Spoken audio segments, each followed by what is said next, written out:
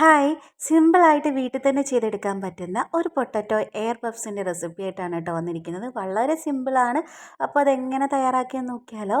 ആദ്യം നമ്മൾ 2 പൊട്ടറ്റോ ഒന്ന് പുഴുങ്ങിയെടുക്കണം. നല്ലതുപോലെ വേവിച്ചെടുക്കുക.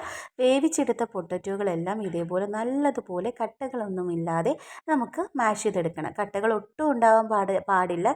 എന്നാലേ നമുക്ക് എയർ പഫ്സിൻ്റെ രൂപത്തിൽ നമുക്കിത് കിട്ടത്തുള്ളൂ. ഇതേപോലെ മാഷ് ചെയ്തെടുക്കുക.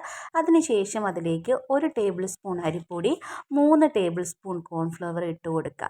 പിന്നെ ആവശ്യത്തിനുള്ള ഉപ്പും എരിവിന് അല്പം മുളക് പൊടിയും ചേർത്ത് കൊടുക്കുന്നുണ്ട്. 1/4 ടീസ്പൂൺ മുളക് പൊടി, പിന്നെ ഉപ്പ് ആവശ്യത്തിന് ഇട്ട് കൊടുക്കുക. ഞാനിവിടെ 1/2 ടീസ്പൂൺ ഇട്ട് കൊടുക്കുന്നുണ്ട്. പൊട്ടറ്റോയ്ക്കകത്ത് ഉപ്പിട്ടാണ് വേവിക്കുന്നതെങ്കിൽ നോക്കിയതിന് ശേഷം ഇട്ട് കൊടുക്കുക കേട്ടോ.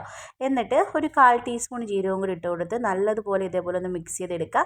അപ്പോൾ ഈ ഒരു പരുവാകുമ്പോഴത്തേക്കും നമുക്ക് കുറച്ച് ഓയിലൊന്ന് കയ്യിലാക്കിയതിന് ശേഷം അതിലേക്ക് ഇട്ട് കൊടുത്ത് നല്ല ചപ്പാത്തിക്ക് ബോളാക്കി എടുത്തുന്ന പോലെ എല്ലാം ഒന്ന് സെറ്റാക്കി എടുക്കണം.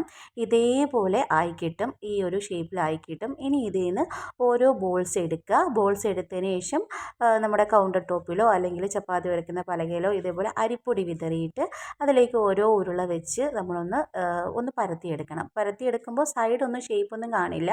അപ്പോൾ ഷേപ്പാക്കി എടുക്കാൻ വേണ്ടി നമുക്ക് ഇതേപോലെ പരത്തിയെടുത്തതിന് ശേഷം ഇതേ നമ്മൾ അതിൽ റൗണ്ട് ഷേപ്പിലുള്ള എന്തെങ്കിലും കുപ്പികളുടെ അടപ്പോ അതല്ലെങ്കിൽ ബോട്ടിലോ അതെന്തെങ്കിലും ഉണ്ടെങ്കിൽ അതെടുത്ത് ഇതേപോലെ നമ്മളാക്കിയെടുത്താൽ നമുക്ക് കറക്റ്റ് റൗണ്ട് ഷേപ്പിൽ കിട്ടും.